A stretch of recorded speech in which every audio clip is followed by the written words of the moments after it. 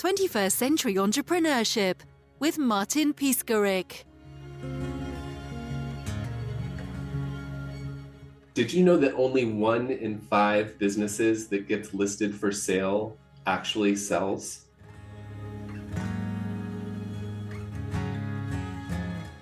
That means only 20% of the people who are actually trying to sell their businesses are able to.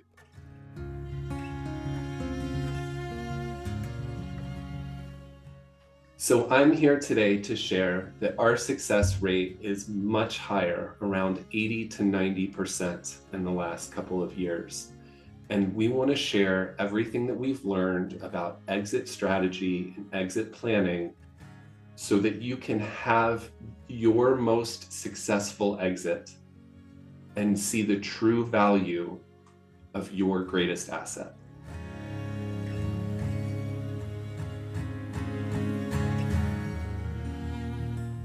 My name is Mitch McGinley. I'm the founder and CEO of Boutique Fitness Broker. I am an expert in helping entrepreneurs in health, wellness, and boutique fitness with selling their businesses.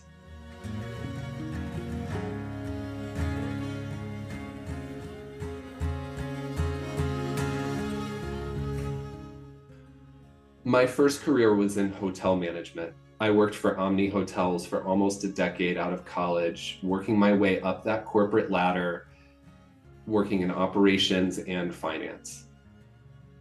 I left to go work with someone who was buying boutique hotels, improving them, and then selling them. I was managing the hotels, and he was teaching me the transactional side of the business. A few years into that, my wife and I were presented with the opportunity to buy our favorite yoga studio. My wife is a phenomenal yoga teacher, among many other things, and she and I had had this dream for such a long time. And it was the perfect opportunity to buy our favorite studio. But when we looked at the numbers, the studio wasn't profitable. It was really difficult to imagine leaving my career with equity in hotels to buy our neighborhood yoga studio and build it up at a time when we wanted to have kids.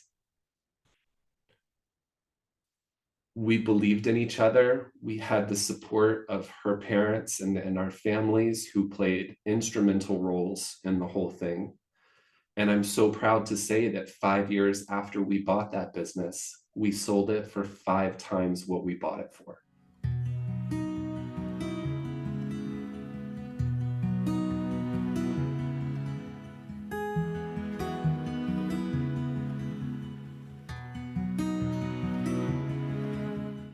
A few years into owning our yoga studio, I was fortunate to start doing some consulting work with Mind Body. They hired me to be a speaker in their education and event programs. And so I got paid to travel around the world and speak at conferences to business owners about how to be better business people. You can imagine there's a lot of fitness professionals, teachers, trainers who become entrepreneurs because they have a passion for providing this service, but maybe they don't necessarily have a passion for accounting or keeping up with the latest trends in SEO or social media marketing. And I was fortunate to be a part of a group of wonderful consultants who were able to educate thousands of entrepreneurs across the country and Europe and Australia. When we went to sell our studio, all of my friends and colleagues came to me and started asking me for help with selling their businesses. And whether it was good timing or not, it was right before COVID. And so when COVID happened, my name got out there like crazy because everyone wanted to talk about getting out, what their business might be worth, what does selling process look like. And so within those years, I managed to help hundreds and hundreds of people as best as I could. Like everyone, we all just did everything that we could to survive during COVID. I wish I could have helped more people during that time, But in the years that followed, my business has grown in a way that I'm having trouble keeping up with, because there's this entire industry of people who doesn't think about selling their business ever. They think they're going to have this business for the rest of their lives, that it's a passion that they could never get paid for. There's something even altruistic about it, especially you talk about like yogis and yoga studios, like, oh no, I don't do it for the money. And the reality is that we know that you don't do it for the money. No one gets into yoga to do it for the money, but you do deserve to get paid when you've created something that's really valuable. And the value proposition for everyone involved, you've got the community that gets to keep their sacred space, their third space, no matter what the business is, if it's a restaurant, cafe, wellness center, spa, anything, whatever it is. These are the places where we connect with our neighbors and where we feel seen. And those businesses need to continue. The employees need to keep their jobs, and the sellers need to move on with their life. Like, owning a business isn't very different from having a job. No one expects you to keep the same job for the rest of your life. Why would you keep one business for the rest of your life? And we all need new challenges. We all want different challenges. After managing a team full of people, most people want to work by themselves, and get away from the HR side of everything and the compliance side of everything, and maybe be a digital nomad and be able to travel around the world like we are, living where we want to live while helping people who are in a totally different place, because we can.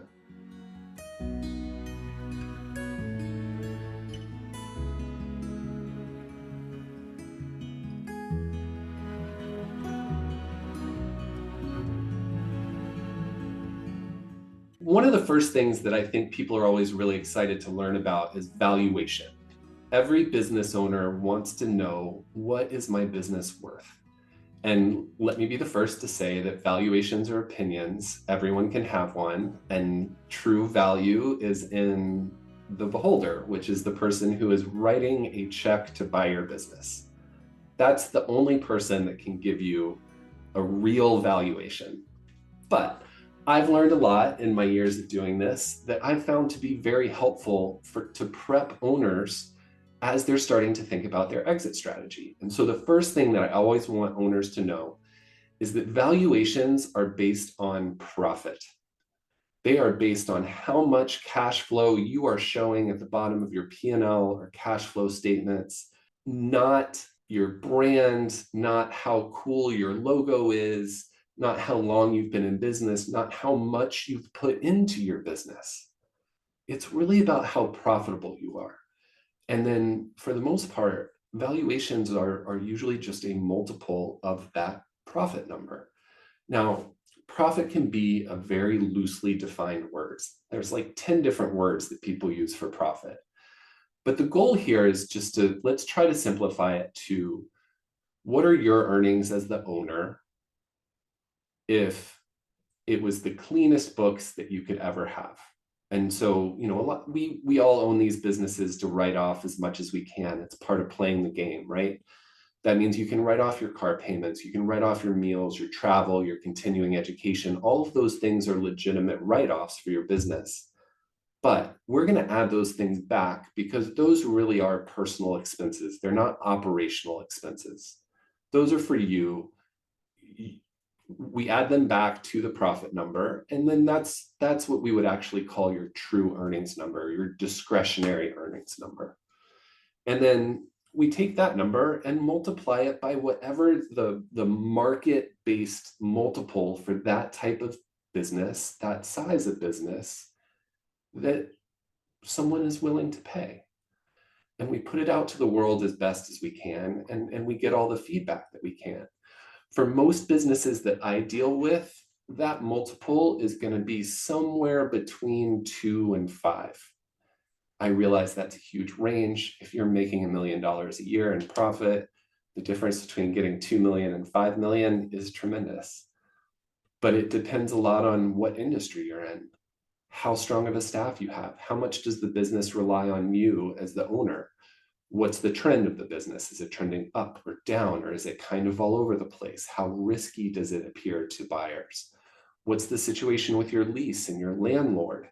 Do you have 10 years left on your lease, or is your lease up next year and there's going to have to be a negotiation there that adds a huge expense? All of those things get factored in. And then depending on, the specific industry, the specific time, do we have multiple parties interested? Can we get leverage with competing offers? Those are the most important things to really drive to the highest range of that multiple.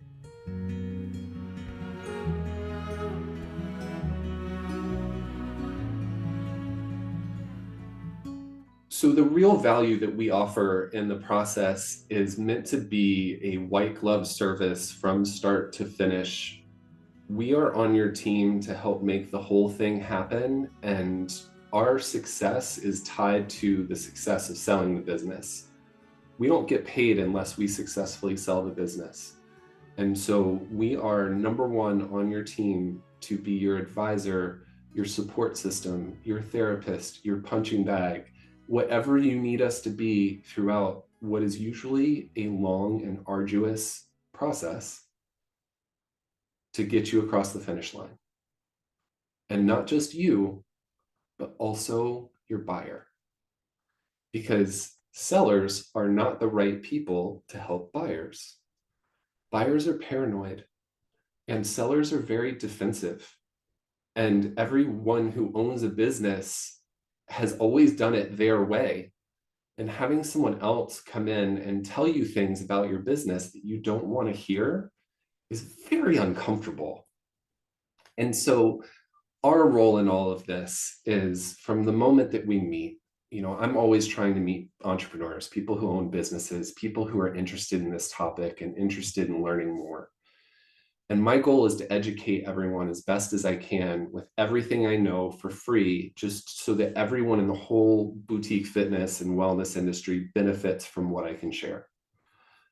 And the next step is usually us taking a look at their financials. We review their P&Ls, their balance sheets, their sales reports, just like a prospective buyer would. We do our own due diligence, just like a prospective buyer would. And at the end of that, we give them our honest opinion about what we think the right asking price would be. And a lot of times we'll give a little bit of a range and say, you might want to go for the higher end of the range. If you do, it's likely to take a bit longer. You're probably going to have less interest, but you're justified in going for that. And I'm here to support you. It might be that, my personal philosophy, truthfully, is to price it correctly.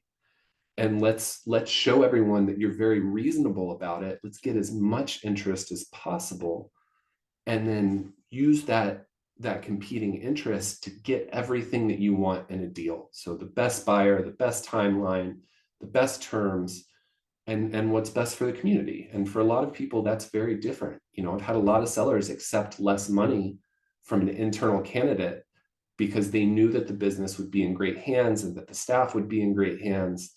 And there's value in that for a seller. So we try to assess all of that right up front and make sure that we're in alignment about what their goal is and how we can help them reach that goal.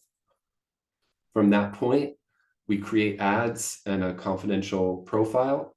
We put ads up on websites like Biz Buy Sell, on our own website, social media, put it out to our database of all the buyers that we have in the industry throughout the country, and do everything that we can to make it as enticing of an opportunity as possible. We want to work with internal candidates, those managers, teachers, trainers, clients, people who are in the actual business, who love the business, make for the best buyers. And this always surprises people. I think owners are usually terrified for anyone to find out that they're looking to sell their business. They're worried that people are going to quit. And generally what we found is that about 50% of our buyers have come from within the community itself. The key is making them aware of it hopefully making them aware of it years in advance without any drama for any reason whatsoever. The business is doing great. There's nothing to worry about. They knew this was part of your plan. And hopefully your plan was to sell it to one of your own people and make it a really easy transaction. But we want to leverage that against whoever's coming from the outside who's willing to pay you the most. And if we can get those multiple offers for you, chances are you're going to get the right person at the right price. And we do everything from helping with legal documents to working with the accountants. A huge part of what we do is working with lenders. A lot of buyers in this industry need financing. And if they're looking for an SBA loan, we're there to hold their hand with that whole process as well, which if you've had an SBA loan before, you know what a nightmare that process is. And then we're working with landlords to assign leases and corporate offices to assign franchise agreements. And, it's a beast of a project, and it usually takes 9 months, 6 to 9 months, depending on, franchises tend to trade a little bit quicker. Like Club Pilates is the darling of the fitness industry right now. If you have a multi-unit Club Pilates business, you can sell that for 5x your trailing 12 months to a cash buyer, and I can get you multiple people competing with each other within a couple of days. That's Club Pilates. The rest of the world is not like that. It's like how Orange Theory was 20 years ago, or Soul Cycle. Like there is an evolution to these things. And so maybe you're on the cutting edge of something new that's more of a recovery business, like an IV drip therapy type thing, or a med spa are really taking off in the last few years, or Lugree is a new modality that's really taking off. But if you've got, yoga or cycle or bar, it's going to be a lot harder to get that high of a multiple. You really might be looking at a 2 or 3x multiple, and that's okay. That's still good. And so just really trying to help everyone throughout the entire process stay grounded, stay calm, work through all of the normal issues that come up when going through a life transition like this. Because these experiences, these transitions, no one decides to sell their business in a vacuum. There's always a bigger life change that's happening, that's initiating what is going to be a monumental shift in your life. And selling your business is just a part of it. And so we want to be there for every piece of it to support you in every way so that you can move on to your next chapter and achieve your next dream.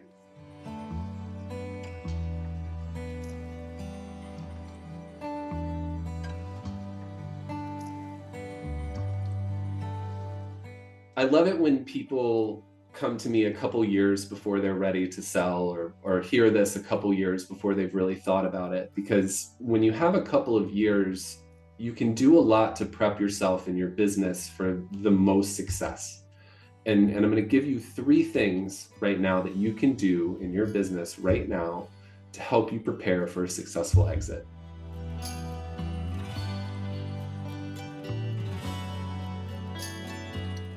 Number 1, make sure that your financial records are up to date and clean. I know this is boring. Nobody likes this project. Nobody likes making sure their P&Ls are up to date. But the reality is that these are some of the most important documents involved in the whole process. And if you've changed accountants or bookkeepers or CPAs in the last couple of years, and your stuff looks kind of different and it's not super organized, that's going to be a problem. And so the sooner that you get that fixed and have a steady system in place, the better. Along with that, 1B here is your HR records. Everything that you need to be compliant with employees. There's been a huge shift in the last few years of people in these types of businesses being reclassified as employees instead of independent contractors. If you haven't made that shift, if you don't have up-to-date insurance policies, all of the things that are the most annoying to deal with, I think, as an owner for most of us, those are the things that you really have to have buttoned up.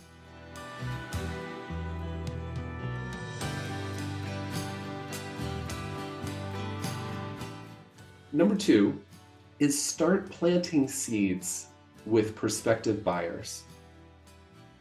By planting seeds, I'm talking about casual comments to staff, clients, friends, partners, competitors, anyone who you think would actually be a good candidate to buy your business some point down the road, just to find an authentic moment and say, hey, Martin, I'm thinking about my next chapter, and I think you would be a really phenomenal person to lead this business into its next chapter. I'm thinking about leaving in a couple years. My kids are about to go to school. As soon as they go to school, I'm out. I want to travel. And so just keep that in mind. No pressure, but the business is thriving. And if you're ever interested, I would love to talk to you about it. Mic drop, walk away, end of conversation. There's nothing else you need to say. All you've done is you've planted this seed that's going to grow within their brain from this point forward. And they may come back to you 6 months, 9 months, 12 months later and say, hey, I just got in a fight with my boss at my corporate job. I hate my corporate job. I don't want to work at my corporate job anymore. I'd really love to talk to you about this. And when that happens, you have so much more leverage as a seller. They're coming to you and saying, I'd love to do this. And you're like, oh, well, I'm not selling right now, but yeah, let's talk about it some more. And then maybe you can kind of develop them a little bit, or maybe you can work out a deal right then. Like it puts the ball in your court. Number 3 thing that you can do is start networking as much as possible. And I'm going to speak specifically to the people who are looking to exit to private equity. So there's generally 2 types of buyers in this industry. There's the owner-operator type buyer, the person who's going to run the business and be in the business on a daily basis. And then there's the private equity type buyer who's going to buy the business and try to scale it. And so for those of you out there that are trying to grow a brand into multiple locations and really scale it, you need to start meeting the investors in this space years before you look to sell. Because these people, and forgive me to all my private equity friends, but they are a dime a dozen. There are so many of them out there who will promise you the world. And what really matters is that you find the right partner.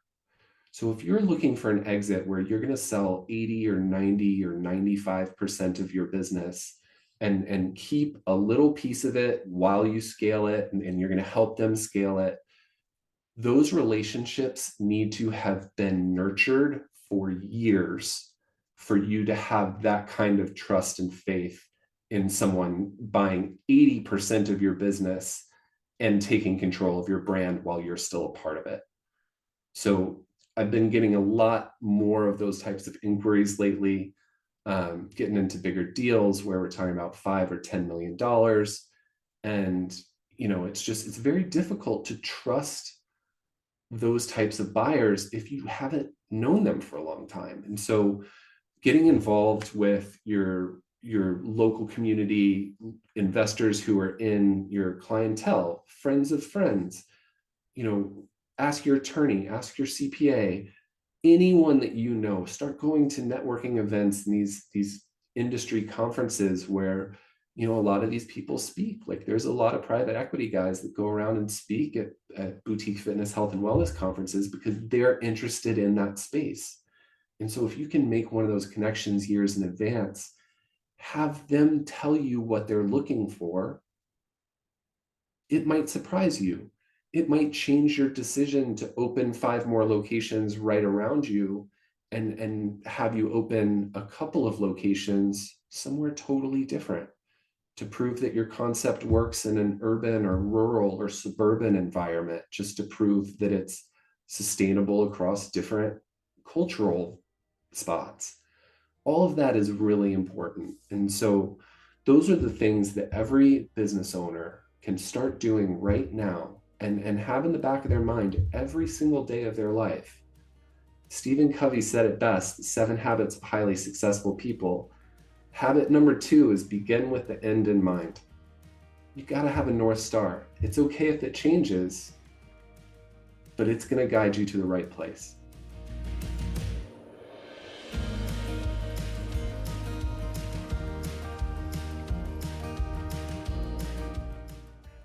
My favorite story to tell is this deal that I just closed about 2 months ago. I helped Sheetal, who's an owner of multiple Club Pilates units in Seattle, walk away with $600,000 more. $600,000 more after our fee, and he gave me 4 days to help him. He had an offer on the table. He didn't want to lose that offer. I begged him to let me to sign an engagement letter and let me get him other offers, and he gave me 4 days. And in those 4 days, I saw him get an offer and saw the deal through, and he walked away with $600,000 more.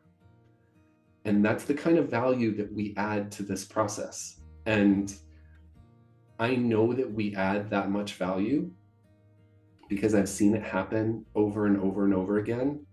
And so the number one myth about business brokers is that when you use them, you're giving up 10% or whatever the fee is. It's like, why would I give up 10%? And it's a false premise, because the reality is you're going to walk away with so much more.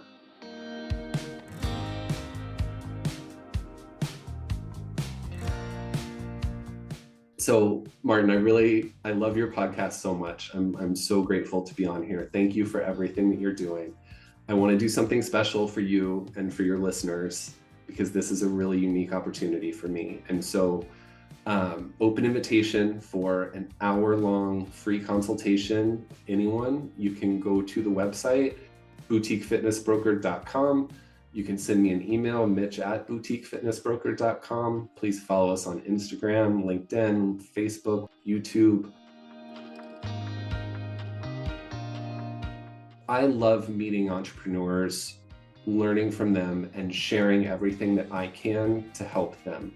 And so anyone who wants to talk, please schedule a time. I'll look forward to it. Thanks so much for having me. 21st Century Entrepreneurship with Martin Piskarik. Imagine a space where triumphs, trials, and tales of entrepreneurship come alive. Welcome to the 21st Century Entrepreneurship Podcast, a gold awarded journey hosted by Martin Piskarik, connecting with listeners in 95 countries and ranking in the top 0.5% of all podcasts. Join our exclusive community, elevate your perspective, and embark on the path to success.